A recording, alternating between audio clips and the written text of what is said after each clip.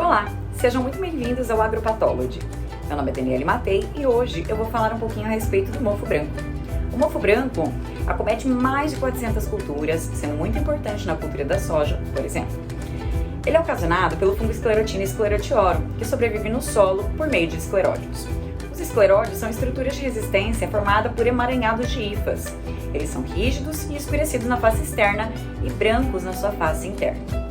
Sob umidade elevada do solo e temperaturas entre 10 e 21 graus Celsius, há o favorecimento da germinação e formação de ascocarpos, no caso, formando o apotécio, o qual é um corpo de frutificação em forma de taça, que na superfície apresenta ascas com ascósporos. Os ascósporos são os esporos do fungo, os quais são ejetados e que são levados pelo vento até as plantas de soja.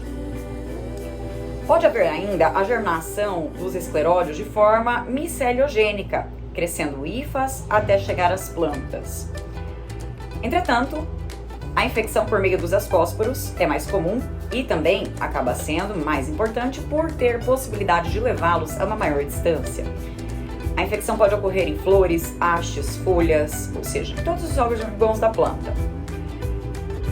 E vai se observar nos órgãos que estão sendo acometidos a formação de uma podridão com aspecto encharcado, que na sequência desenvolve um micélio cotonoso branco, o qual confere o nome comum da doença, mofo branco.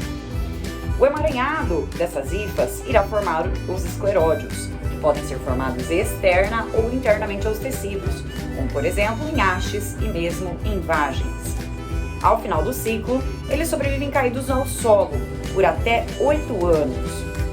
Outros sintomas também são observados nas plantas, como por exemplo, amarelecimento das folhas, principalmente de ponteiros, murchas, seca de folhas, e essas plantas permanecerão secas e eretas.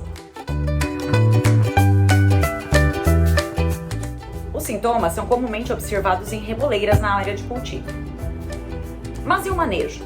Como o manejo é realizado? O manejo do mofo branco é realizado através de práticas integradas. A primeira delas é baseada no uso das sementes sadias que evita a introdução do patógeno na área de cultivo.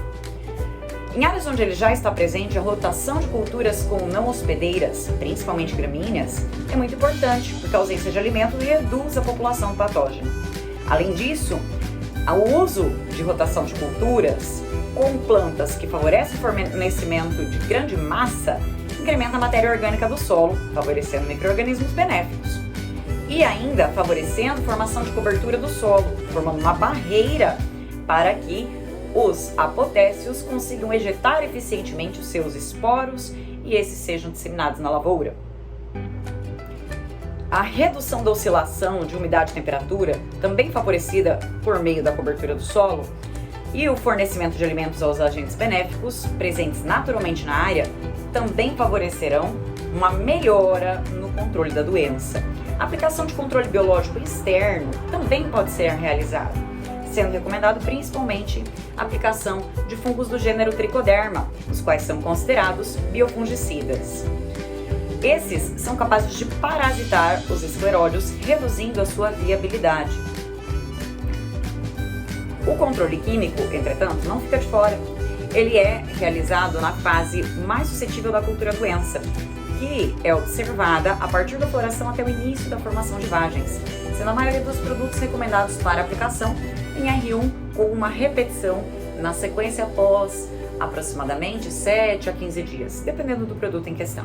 Outras medidas também incluem a redução de população de plantas, a qual favorece uma melhor aeração da cultura, reduzindo a ocorrência da doença, o uso de cultivares precoces que ficam menos tempo no campo, a limpeza de máquinas que evitará a introdução por meio de solo contaminado aderido aos rodados, por exemplo, e a separação de talhões contaminados. Esses talhões contaminados, onde temos as presenças de reboleiras, devem ser manejados por último, evitando a disseminação do patógeno presente nesse solo contaminado para as áreas sadias. Assim, concluímos então todos os métodos que são englobados dentro do manejo integrado do mofo branco da cultura da soja. Espero que vocês tenham gostado.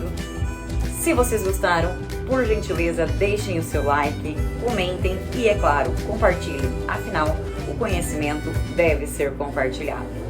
Um grande abraço e até logo. Tchau, tchau!